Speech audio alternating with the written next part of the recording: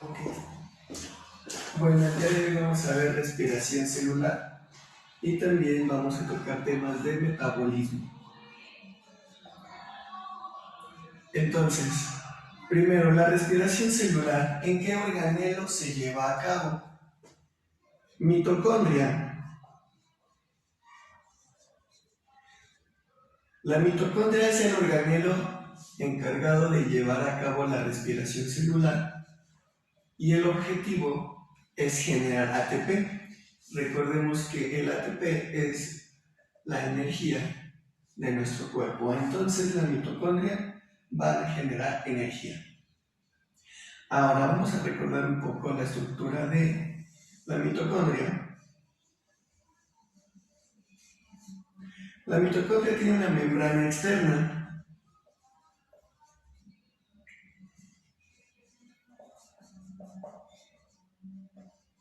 y una interna. La diferencia es que la membrana interna es muy poco permeable, eso quiere decir que no deja pasar casi ninguna sustancia. Por otro lado, la membrana externa deja pasar casi cualquier cosa, ¿sale? Entonces, el filtro de calidad de la mitocondria se encuentra en la membrana interna. Lo que vamos a ver ahorita, que la respiración celular es todos los procesos que se llevan a cabo aquí en la mitocondria. Entonces, si lo que lleva a cabo la mitocondria es generar ATP, ¿sale? El ATP proviene de la glucosa, que es el principal monosacárido que vamos a estudiar. Entonces, vamos a ver cómo se lleva a cabo el metabolismo. Cada vez que nosotros consumimos algún tipo de alimento, estos alimentos cuentan con carbohidratos, proteínas, lípidos, vitaminas y minerales. En este caso nos interesan los carbohidratos. Recordemos que nuestro cuerpo no puede absorber polisacáridos ni disacáridos, todo lo convierte a monosacáridos.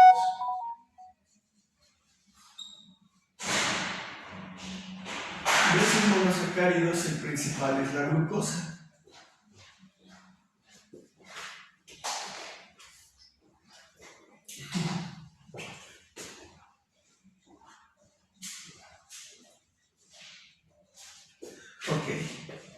La glucosa en la glucosa se va a generar un proceso que se llama glucólisis. Una vez que nosotros hemos consumido alimentos, que esos alimentos contengan carbohidratos, nuestro cuerpo va a degradar o romper a los carbohidratos hasta monosacáridos, y el monosacárido principal es la glucosa. Una vez que la glucosa llega a sangre, esta tiene que entrar al interior de la célula. Para que pueda entrar a la célula, recuerden que necesitamos una hormona como la insulina.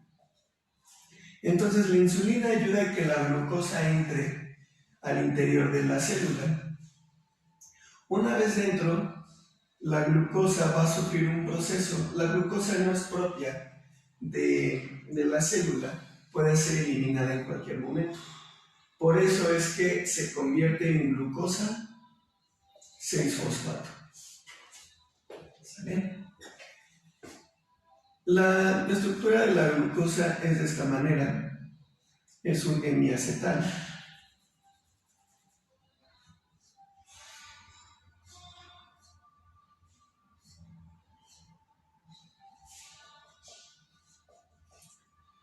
¿Sale? Recuerden que cada palito de la glucosa son hidroxilos, son OHs. La manera de enumerar estos carbonos es a partir del oxígeno y de ahí en sentido de las manecillas del reloj. Este sería el carbono 1, el 2, el 3, el 4, el 5 y el 6. Que la glucosa se convierte en glucosa 6-fosfato significa que se le ha añadido un fosfato en el carbono 6. Para que eso ocurra, obviamente hay que obtener el fosfato de algún lugar. Se gasta ATP y se convierte en ADP, es decir, el adenosín trifosfato tiene 3 fosfatos. Una vez que pasa por esta reacción, sale como adenosín difosfato, ha perdido un fosfato, y ese fosfato está en el carbono 6 de la glucosa. Ok, entonces una vez que la glucosa tiene el fosfato en el carbono 6, ya no va a ser expulsada de la célula y puede continuar con el proceso de la glucólisis. Recordemos que la glucólisis termina en el piruvato.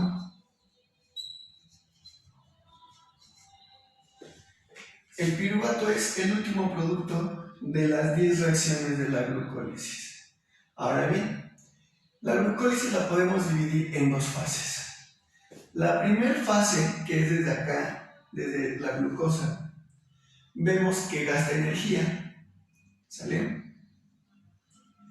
Y vamos a seguir viendo las otras reacciones para ver en dónde más gasta energía. La glucosa 6-fosfato se convierte en fructosa 6-fosfato y la fructosa se convierte en fructosa 6-bifosfato. Ok.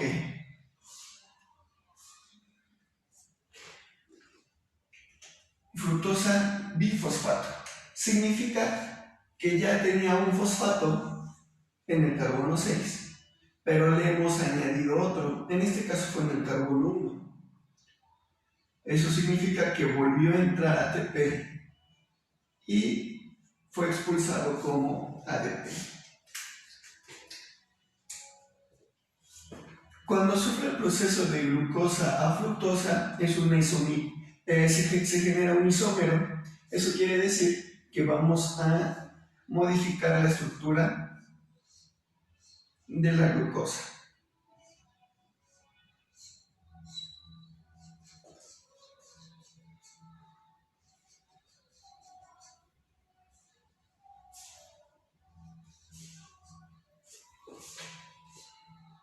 Igual, aquí todas las patitas van a ser OHs. Y nuevamente, aquí tenemos 6 carbonos en la glucosa, 1, 2, 3, 4, 5, 6. En la fructosa también tenemos 6, 1, 2, 3, 4, 5, 6. ¿Sale? Recordemos que como esta molécula de fructosa proviene de esta glucosa, ya tiene un fosfato en el carbono 6. Ahora, en este último paso de aquí, le hemos metido un fosfato en el carbono 1. Eso quiere decir que está fosforilado en los 2 carbonos expuestos. Ahora bien, la fructosa va a continuar su proceso, pero hasta aquí hemos visto que hay un gasto de energía. Hemos gastado 2 ATPs.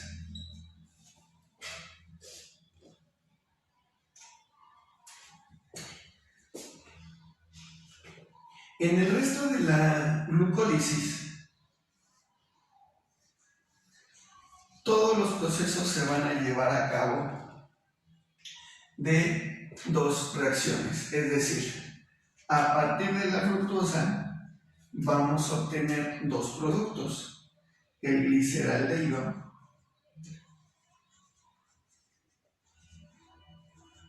(3-fosfato)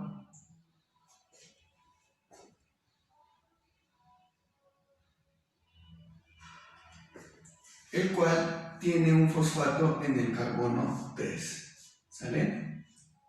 Por otro lado,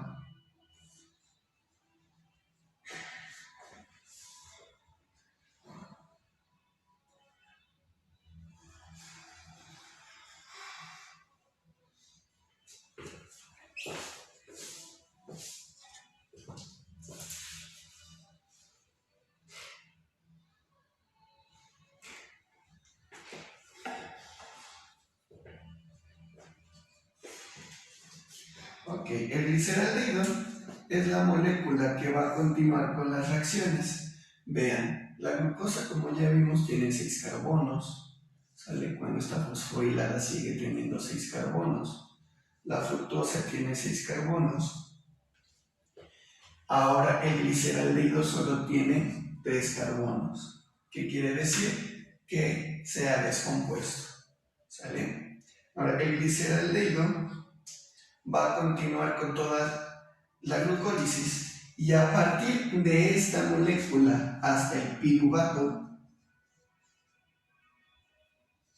hay un periodo de de recuperación de energía. En ese periodo de recuperación de energía se ganan 4 ATPs. Entonces, la ganancia neta es, primero perdemos 2 ATPs y luego ganamos 4. La ganancia neta son de 2 ATPs. ¿Sale? Ok, entonces, piruvato es la última reacción de la glucólisis. Ahí es en donde nos vamos a centrar a continuación.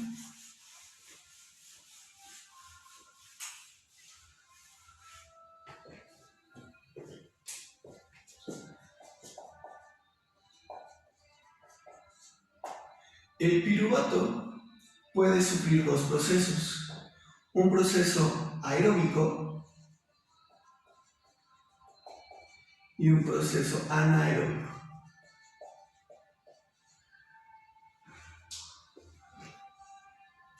El proceso aeróbico, que es en presencia de oxígeno molecular, ¿sale?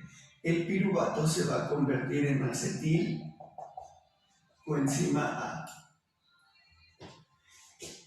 Y en el proceso anaeróbico, que es en ausencia de oxígeno molecular, el piruvato se convierte en lactato. Ahora recordemos que todo este proceso se llama respiración celular.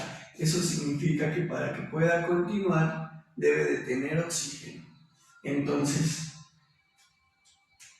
la parte anaeróbica es un proceso en donde el piruvato se genera lactato y es un producto de desecho, ya no va a poder continuar con la ruta metabólica.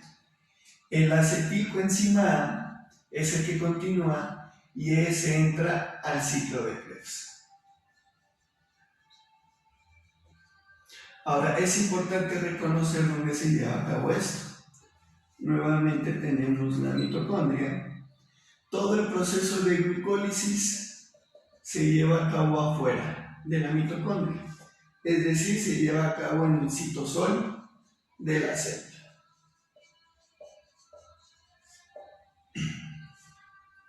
Una vez que la glucólisis me ha dado el acetilcoenzima A, que es la molécula clave, el acetilcoenzima A puede atravesar las 2 membranas de la mitocondria y llegar a la matriz mitocondrial. Y aquí es en donde se lleva a cabo el ciclo de Krebs. Ok, ahora, el ciclo de Krebs, también conocido como ciclo de los ácidos tricarboxílicos, es un proceso que consta de 8 reacciones. Sin embargo, lo más importante del ciclo de Krebs es la generación de NAD y de FAD. Estas 2 moléculas van a atravesar por el ciclo de Krebs y son las más importantes. Es decir, estas moléculas son las que van a continuar la ruta. Como su nombre lo dice, es un ciclo, de ahí no sale. Pero estas moléculas van a continuar hacia la cadena transportadora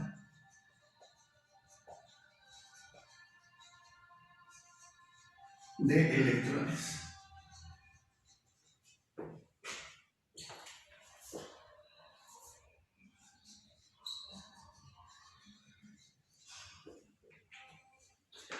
Ok, ahora, ¿cuál es el papel del NAD y el FAD? ¿Por qué son tan importantes?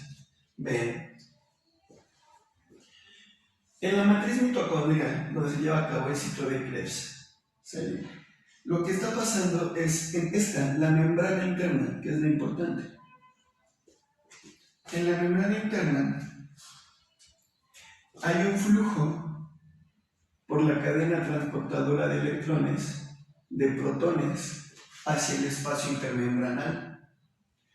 Ok, aquí en el espacio intermembranal se satura de protones. Y como se satura de protones, hay mucha energía, aquí hay mucha tensión que debe de ser liberada. Entonces, hay un transportador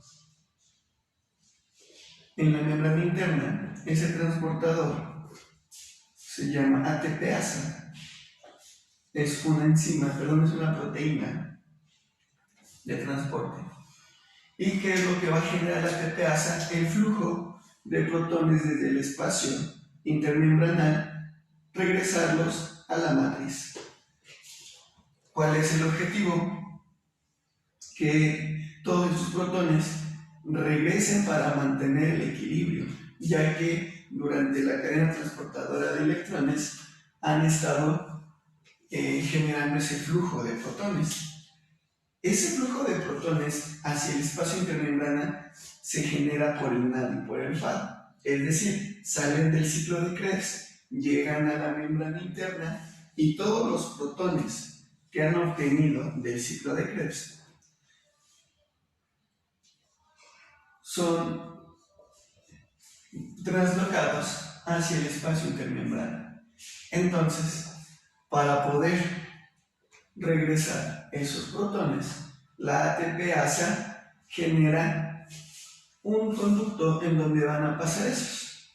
Ahora, cada vez que la ATPasa se activa, nos va a generar ATP.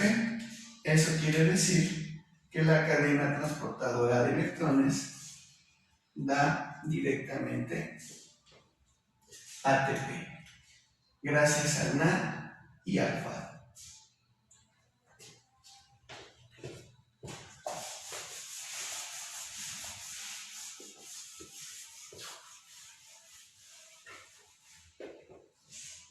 Entonces, a manera de resumen, tenemos que la glucosa sufre glucólisis. De la glucólisis va al ciclo de Krebs. Del ciclo de Krebs va a la cadena transportadora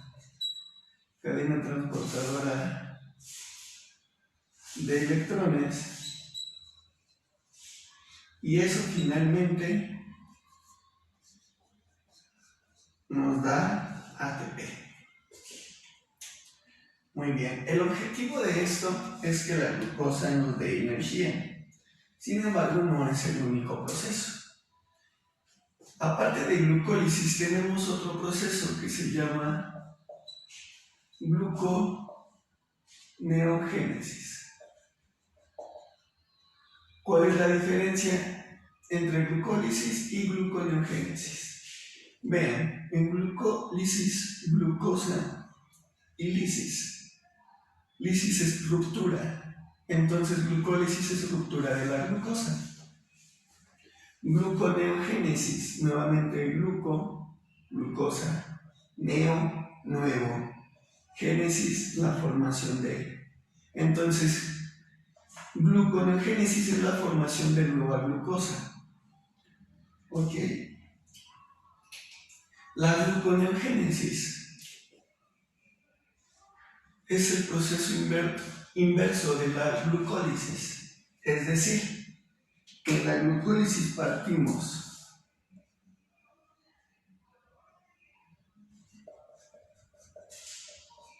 de acetilcoenzima A, piruvato, y hacemos todas las reacciones inversas de la glucólisis y obtenemos glucosa. Ahora, no todos los órganos pueden llevar a cabo la gluconeogénesis, principalmente el hígado y el riñón son los que la llevan a cabo. Entonces, glucólisis, ruptura de glucosa, gluconeogénesis, obtención de nueva glucosa, y es el proceso inverso de la glucólisis.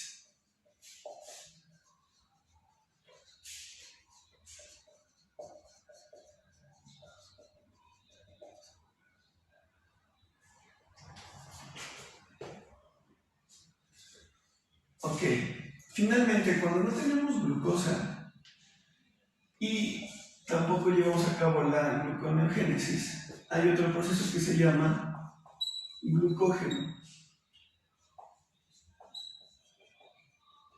Glucogenólisis.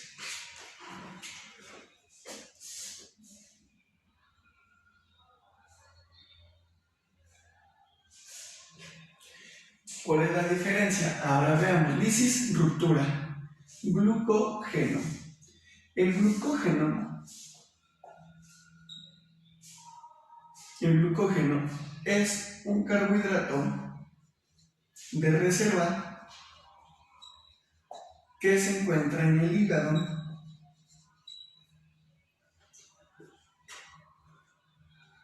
Es decir, una vez que tenemos deficiencia de glucosa, ya sea por no haber desayunado, por no haber comido o algo parecido, el hígado tiene glucógeno es cadena de glucosas, de muchos carbohidratos, ¿sale?